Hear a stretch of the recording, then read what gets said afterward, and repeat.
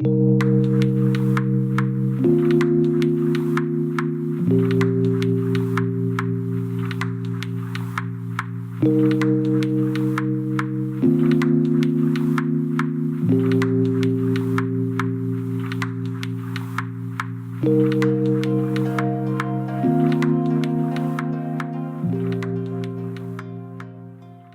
a mesa na qualidade de painelista, convidamos o Dr. Leonardo Zerhuri Tovar, Dr. Leonardo Tovar, que é doutor e mestre em Direitos e Garantias Fundamentais pela FDV, pós-graduado em Direito Público também pela FDV, pós-graduado em Direito Processual Civil pela Faculdade Cândido Mendes de Vitória, MBA em Gestão Tributária e Sucessória pela FUCAP Business School, professor de curso de pós-graduação, autor de artigos e livros jurídicos, procurador do município de Vitória, Dr. Leonardo Tovar.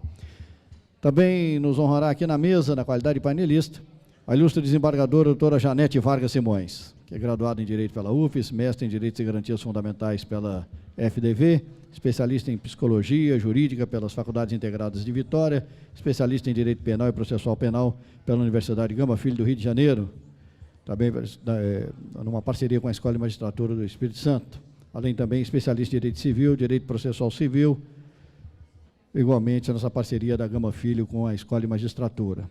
Desembargadora do Tribunal de Justiça do Espírito Santo, doutora Janete Vargas Simões. Vamos aguardar aqui o retorno da desembargadora Janete.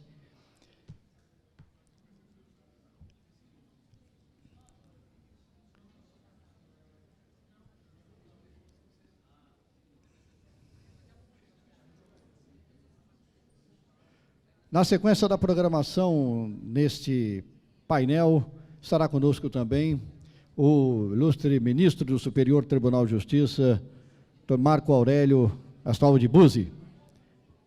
O ministro Buzzi, que é graduado em Direito pela Faculdade de Ciências Jurídicas e Sociais do Vale do Itajaí, mestrado em Ciências Jurídicas pela mesma instituição, professor titular do Centro Universitário de Brasília, também professor do Instituto Brasiliense de Direito Público.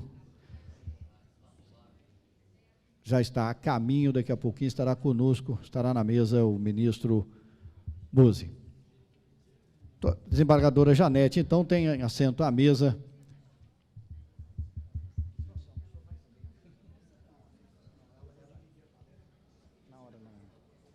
Tá bom, o doutor Tiago vai auxiliar. Nós vamos pedir a colaboração do doutor Tiago para colocar aqui o PowerPoint da apresentação. Por favor, desembargadora.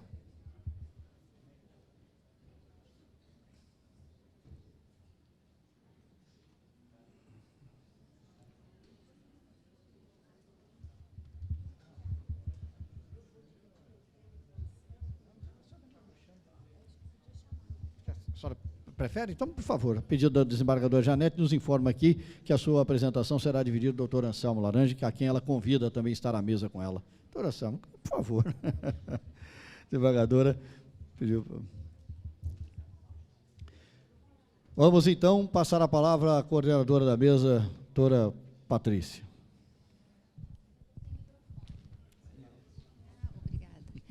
Bem, eu gostaria de agradecer imensamente a desembargadora Janete por ter aceito o convite, o meu colega da Procuradoria de Vitória, Leonardo Tovar, que ele mostra a importância do estudo, do aprimoramento dos procuradores municipais. Eu tenho muito orgulho de integrar a Procuradoria de Vitória e que tem um colega dessa qualidade. E a desembargadora Janete e o doutor Anselmo Laranja vão estar mostrando como o Espírito Santo é inovador e buscando otimizar a prestação jurisdicional. Então, eu só estou aqui para ouvir, então nós vamos começar com o nosso colega Leonardo. Obrigada.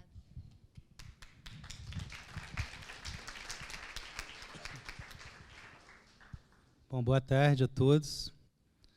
Primeiro, cumprimentar a doutora Patrícia, minha colega, agradecendo pelas gentis palavras. Aos demais membros da mesa, desembargadora Janete, meu querido amigo Anselmo, com quem já travei alguns debates aqui nesse curso de doutorado. Aliás, hoje é um dia especialmente feliz para mim, Anselmo, porque hoje eu tive a oportunidade de pegar com atraso, é verdade, né? Porque já estava pronto há um tempo, o meu diploma de doutorado nessa casa. Isso foi uma experiência dolorida, mas ao mesmo tempo satisfatória, né, diríamos assim.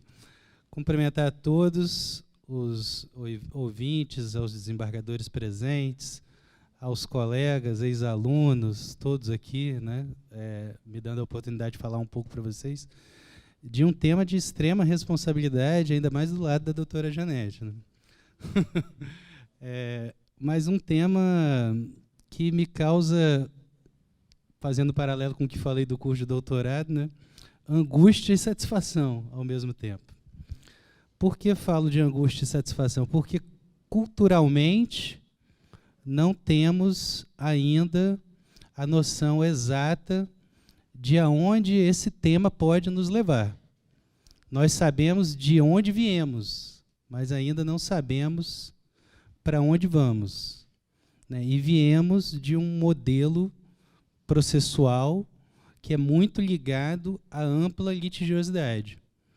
E essa ampla litigiosidade está nos levando a um caminho que só traz angústia para todos, para jurisdicionados, para advogados de maneira geral, sejam eles públicos ou privados, e para o judiciário, que virou, me permita o tom coloquial, uma espécie de call center dos problemas da sociedade, né?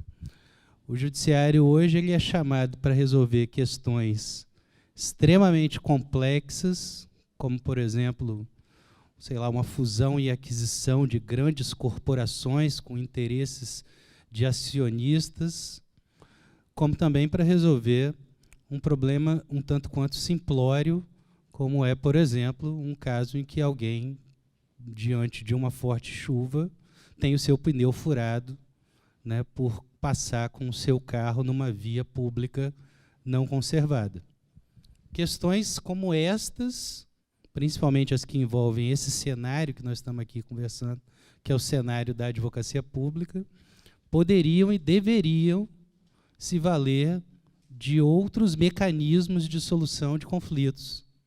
E eu não estou com isso dizendo que você tem que obrigar as pessoas a não se valerem de um direito constitucional, né, de um direito fundamental constitucional, que é o direito de ir ao judiciário. Não é à toa que a Constituição, no seu artigo 5º, 35, cuja redação todos nós conhecemos muito bem, diz que a lei não exclui da apreciação do judiciário qualquer lesão ou ameaça a direito, mas isso não significa que o judiciário seja a única via ou a melhor via para que algumas soluções pudessem ser encontradas. E daí, assim, eu fiquei pensando no que falar, né, nessa exposição. Porque falar numa exposição como essa, sobre o sistema multiportas, sobre as suas evoluções, sobre as suas promessas, sobre o que ele pode nos oferecer, é um tanto quanto abrangente, né? Então, eu acho que seria demasiadamente simplório eu explicar o capítulo do Código de Processo Civil, artigos 165, 172 para vocês, ou tratar da resolução do CNJ, ou da própria lei que trata de mediação e arbitragem, né? Enfim, eu achei que era um pouco dogmático demais e traria reflexões de menos, principalmente que eu sou a pessoa que abro, né, a temática, já que essas experiências, creio eu, que ficariam muito melhor delineadas pelos demais componentes desta mesa, né, até porque, pelo que observei do título de sua exposição, você vai tratar de um case, né? Então, acho que isso, de alguma maneira, vai passar ainda que de forma transversal. E eu fiquei feliz quando assisti a exposição da doutora Elda e de doutor Adriano, agora, há pouco tempo aqui, porque falou-se de forma indireta sobre um ponto que eu vou tocar na minha abordagem. O ponto do custo dos direitos. Porque o custo da litigiosidade é algo que tem que ser levado em consideração. Não só por aquele que ingressa com a ação, mas como também por aquele contra quem se ingressa e, principalmente, pela estrutura que está sendo utilizada em determinado momento. Nós vivemos verdadeiros paradoxos nesse sistema de litigiosidade ampla. Basta que você pense, por exemplo, que uma pessoa carente de recursos procure a Defensoria Pública da União para ingressar com uma ação buscando o fornecimento de um medicamento, né, e essa pessoa, além de tudo, seja menor ou incapaz. Quer dizer, teremos, de um lado, um defensor público da União ajuizando uma ação, provavelmente em litisconsórcio passivo, contra a União, estados e municípios, com a intervenção do Ministério Público.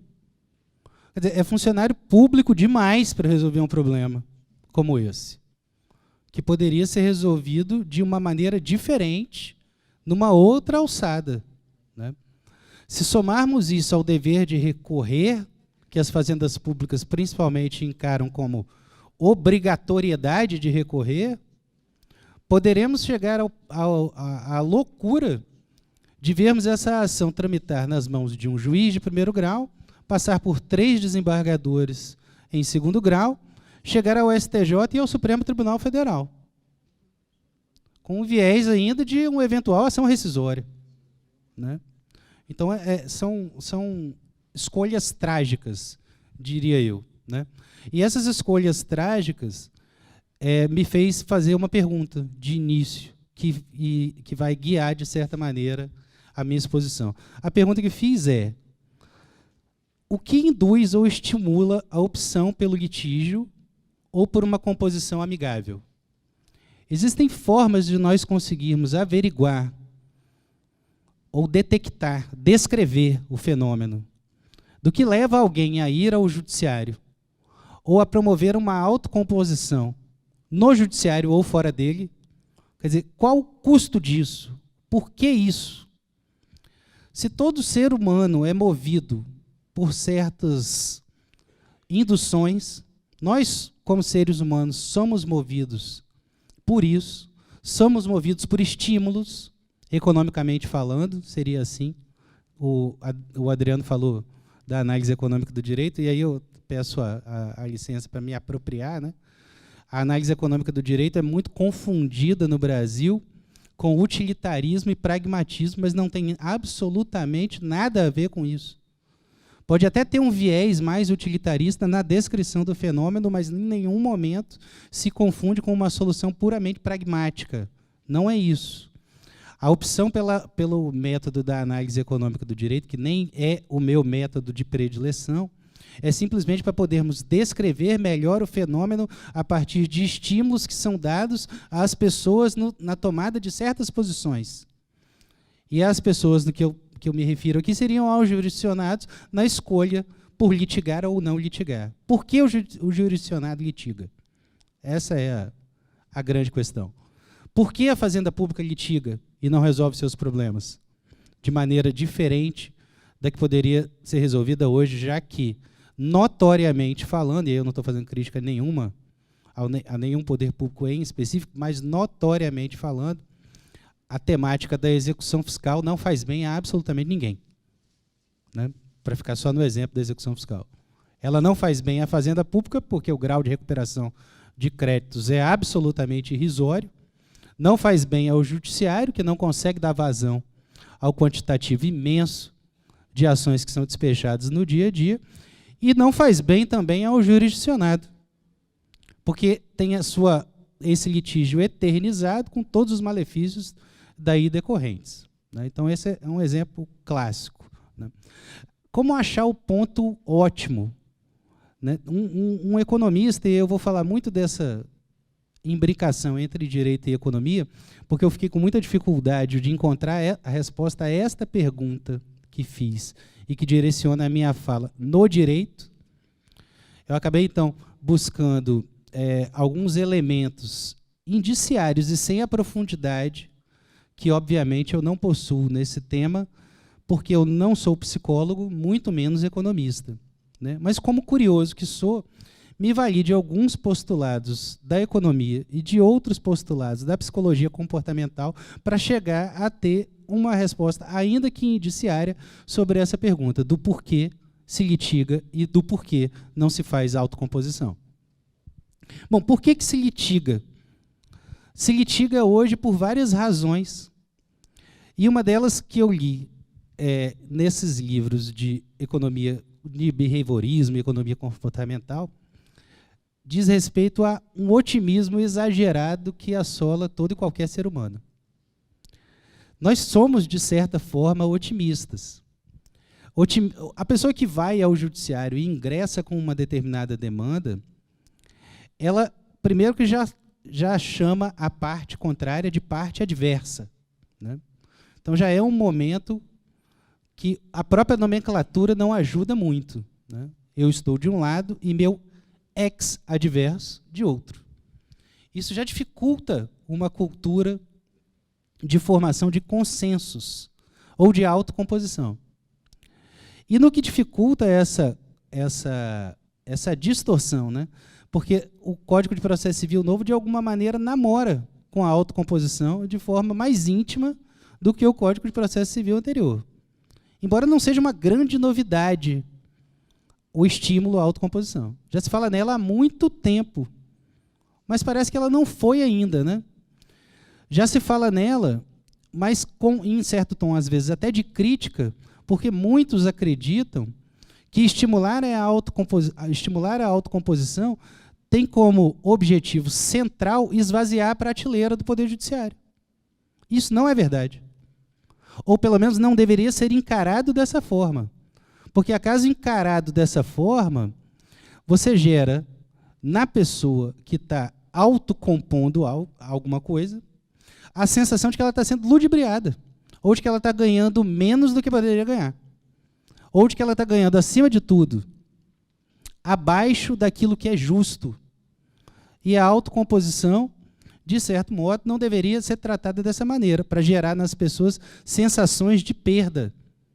Deveria ser uma relação de ganho, e não uma relação de perda. Bom, se assim é, essa questão que envolve também a ampla litigiosidade não passa ao largo de questões sociais e constitucionais que caracterizam o Estado brasileiro, pelo menos eu estou fazendo uma ruptura, né, do advento da Constituição de 1988. A Constituição de 1988 é uma Constituição dotada de diversas e diversas promessas. Diversas e diversas promessas que não foram cumpridas ao longo desses anos. Eu não quero entrar no rol dessas promessas, porque, de alguma maneira, isso já foi falado.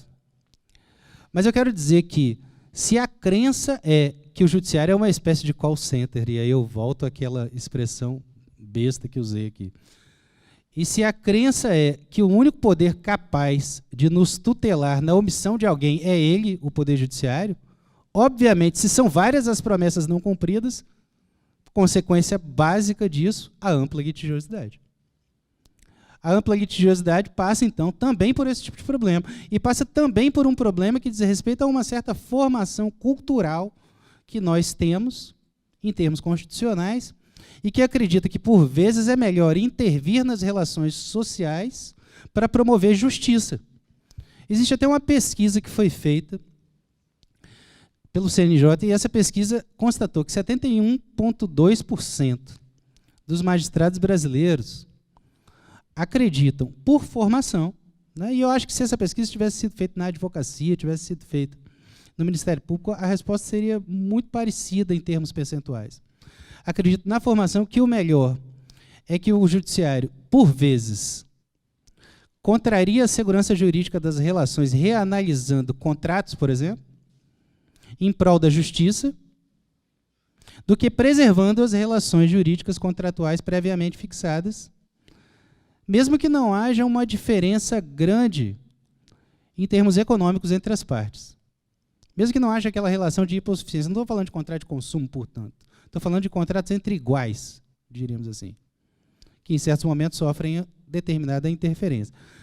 Outra coisa, gente, que estimula aí, que eu pude constatar, sem base empírica, talvez, mas fruto da experiência forense que todos nós temos, estimula o ingresso das pessoas ao judiciário, é a sensação de ganha-ganha. É barato ir ao judiciário, hoje em dia. É extremamente barato ir ao judiciário. A Defensoria Pública, por vezes, defende quem não é tão hipossuficiente assim. Por vezes, constatamos hipóteses.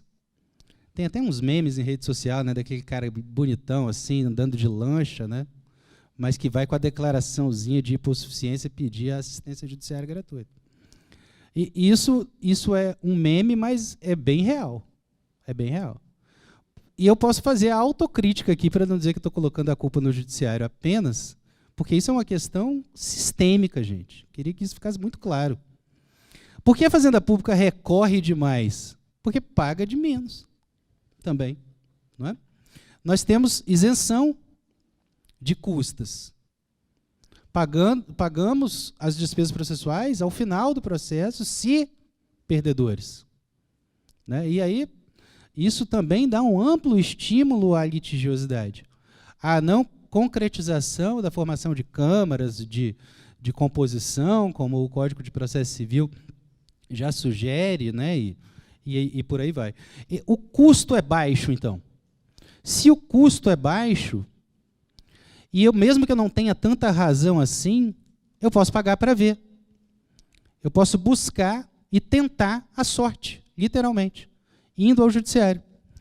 E veja, trazendo de novo para a economia, os economistas conseguem enxergar isso de maneira muito tranquila, quer dizer, esse excesso que acaba com a satisfação de todos, o excesso individual contamina de forma frontal a fruição de algo por todos, e eles criaram até uma parábola, né, que se chama a tragédia dos comuns.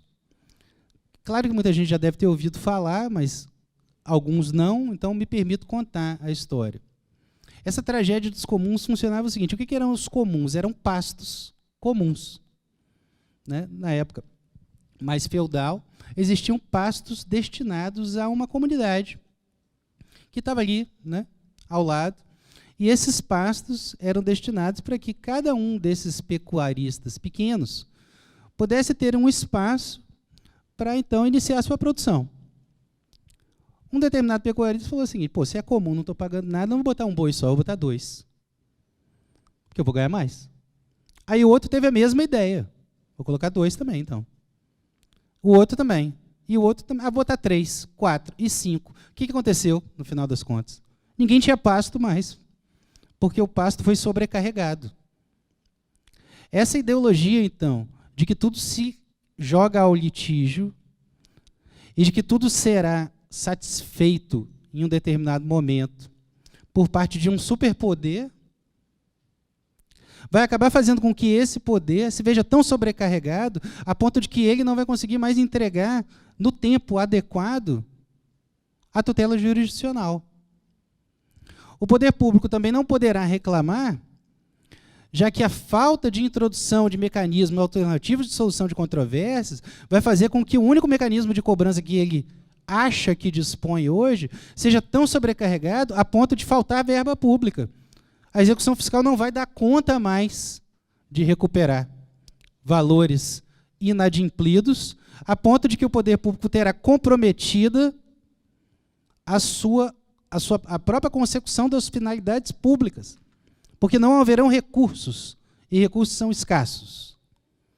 Ou seja, implementar um sistema multiportas não é algo que interessa apenas, e aí eu volto a falar, ao desabarrotamento das prateleiras do Poder Judiciário. É algo que interessa a todos. Caso se pense só no Poder Judiciário, a consequência é uma só. O Poder Judiciário será incapaz de responder a contento e você será incapaz de obter a tutela a contento. Consequentemente, as finalidades para as quais você existe, Estado, estarão comprometidas. Então, o individualismo no enxergar o fenômeno é que poderá nos levar a essa tragédia dos comuns. Bom, mas então como promover isso? Como fazer com que as pessoas optem por não litigar e optem por compor? Ora, os mecanismos estão postos. O Código de Processo Civil e a resolução do CNJ, elas estabelecem, inclusive, formas que são muito factíveis de você literalmente copiar. Não precisa ir muito longe. Não é tão complicado assim. Agora, existem formas até mais simples do que a instituição de câmaras, por exemplo, de autocomposição. Isso poderia começar lá dentro, internamente. Quer dizer, o administrado, hoje, ele tem uma racionalidade limitada. E digo mais, o gestor público, e aqui eu não estou querendo dizer, muito pelo contrário, hein, gente, que nós somos advogados do prefeito, do governador ou do presidente da República. Não. Advogados de Estado, isso foi colocado com muita tranquilidade pela professora Elda e depois reafirmado pelo professor Adriano. Mas o que eu quero dizer com isso é: existe uma grande necessidade de melhor informar o público para com o qual lidamos. Informar riscos e apontar soluções.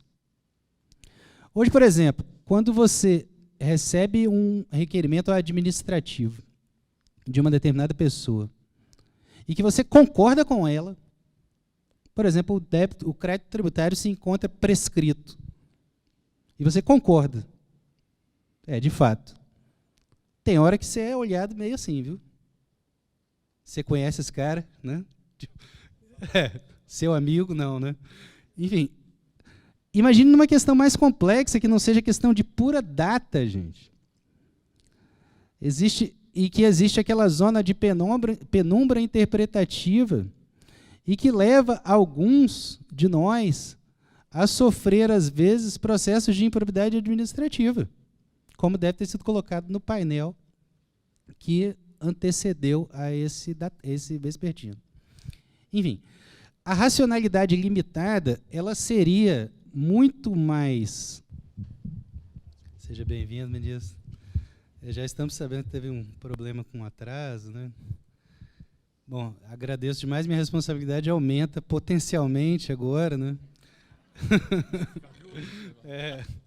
Então, vamos caminhando para o final, né?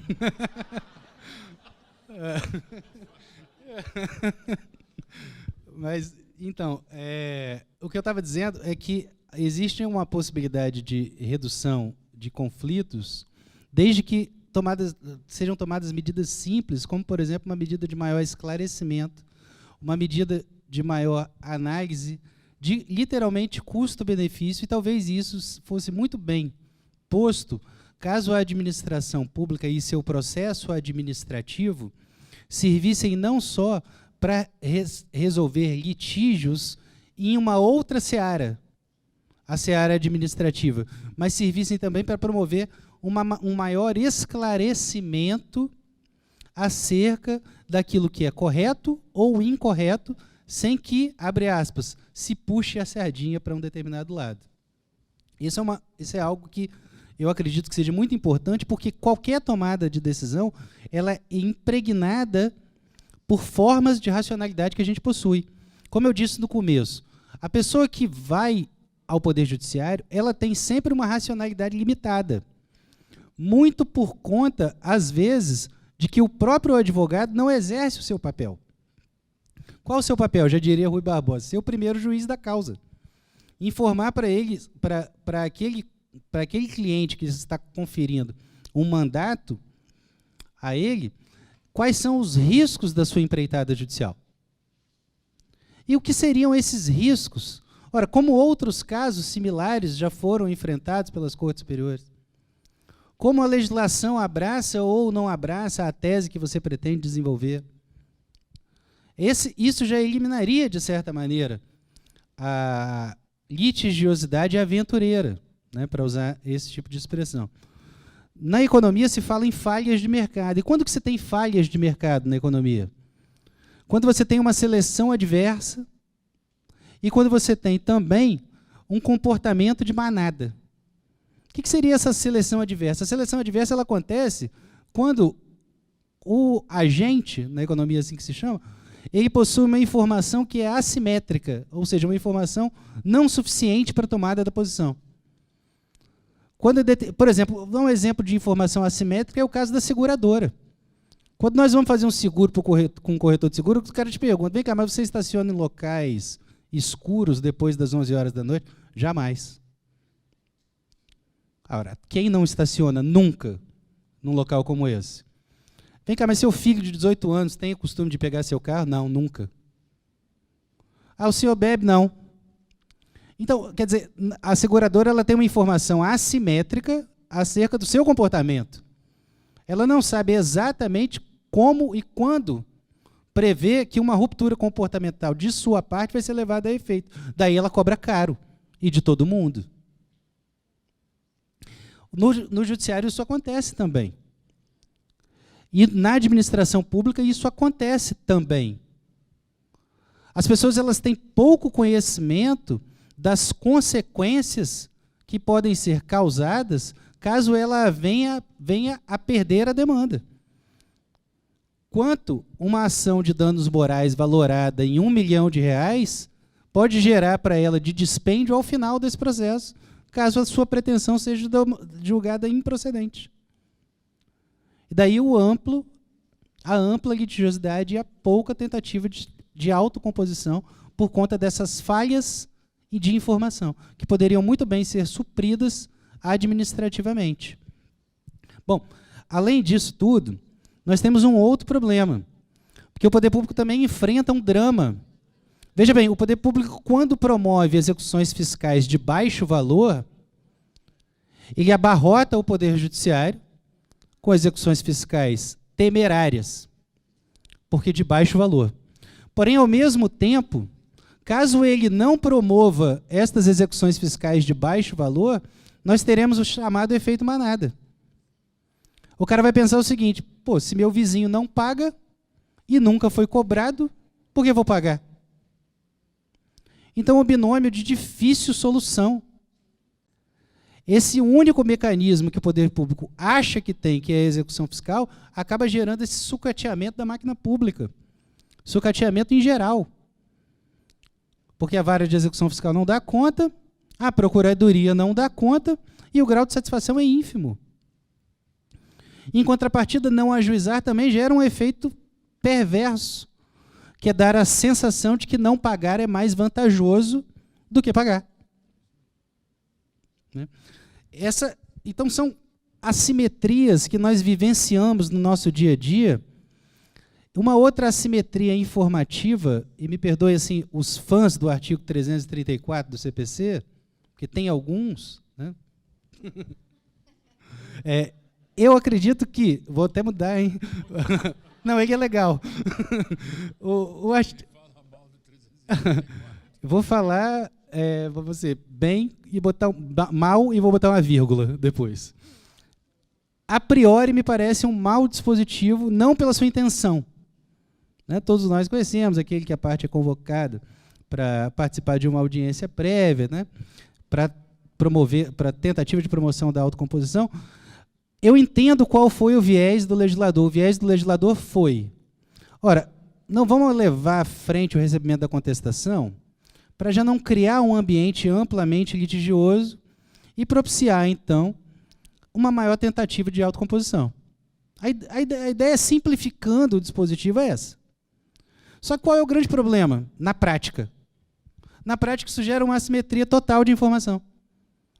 A parte ré sabe com muito mais vigor quais são as armas de que dispõe o autor contra ela. E aí ela comparece já tendo acesso à petição inicial.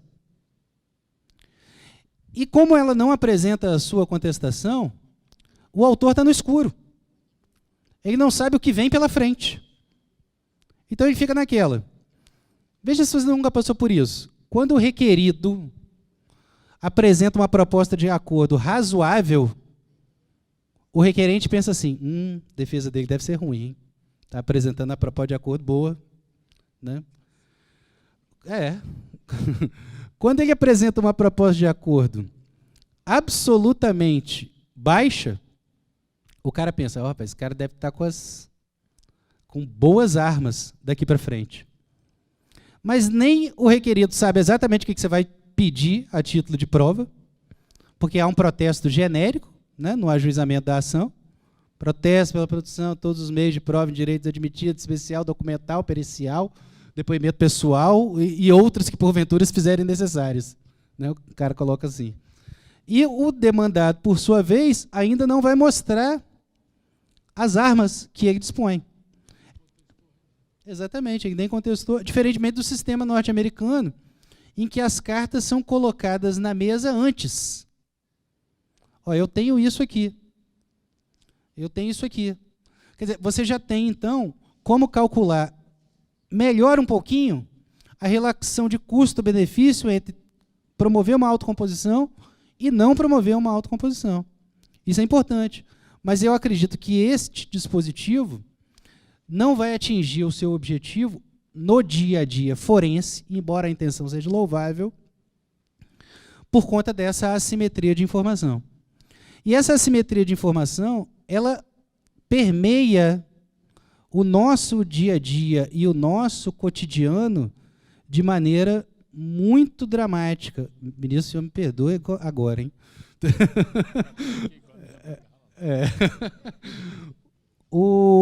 Os nossos tribunais, de maneira geral, e principalmente os superiores, que deveriam... É muita audácia minha sentar aqui nessa mesa com um desembargador e um ministro falar essas coisas, né?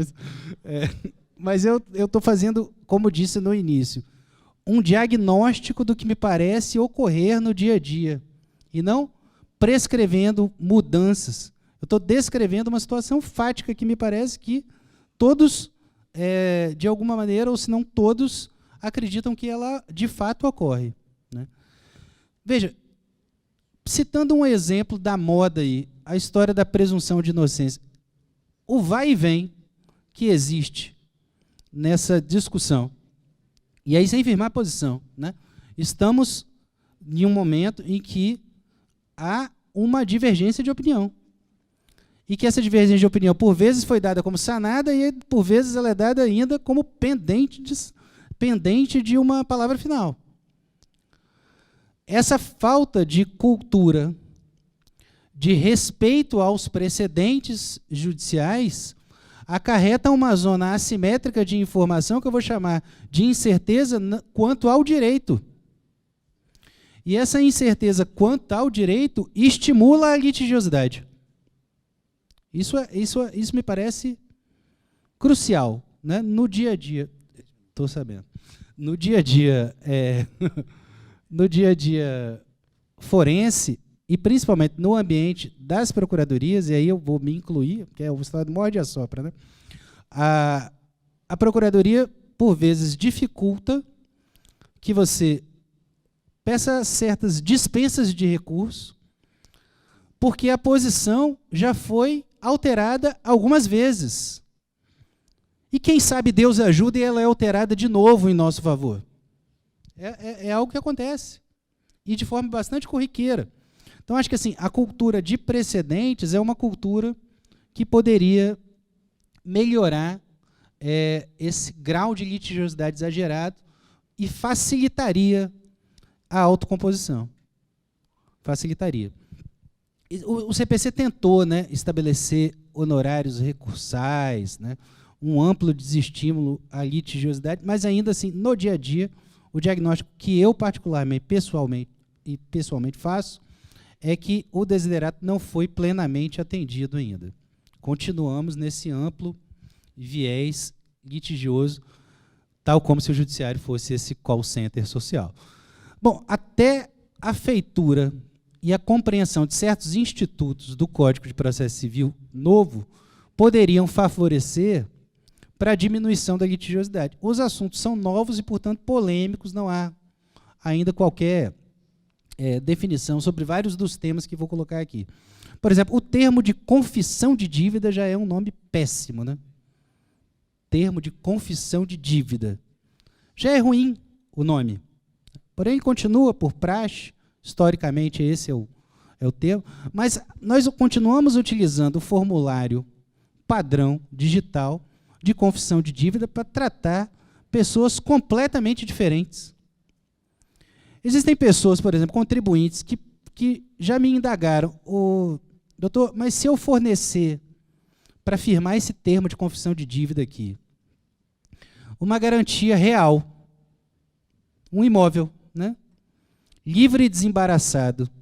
Não dá para diminuir os juros e a multa, não? Não, não dá. Ah, por quê? Porque a lei não me permite fazer.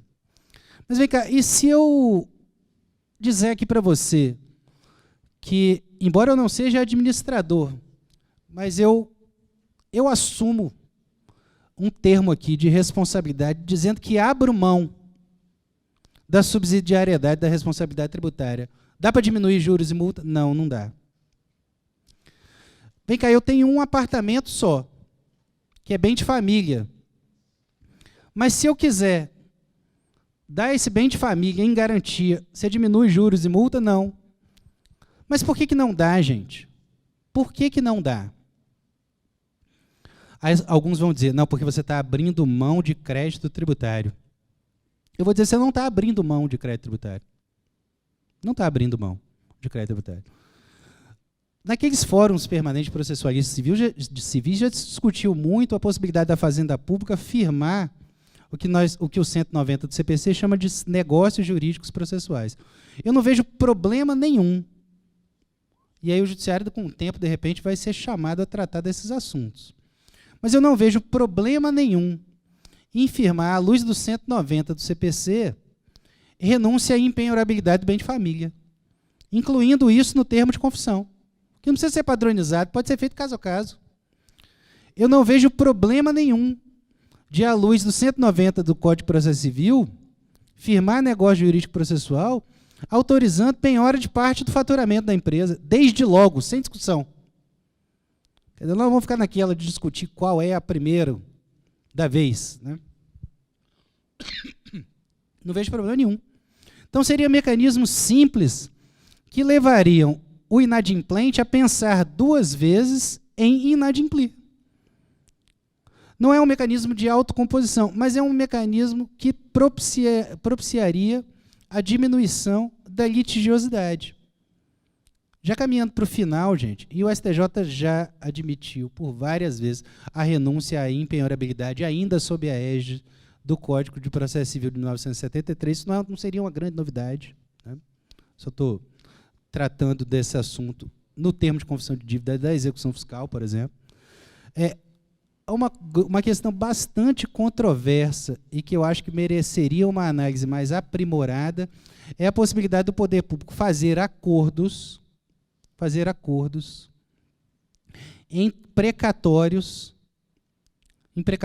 inclusive já constituídos, recebendo descontos para isso.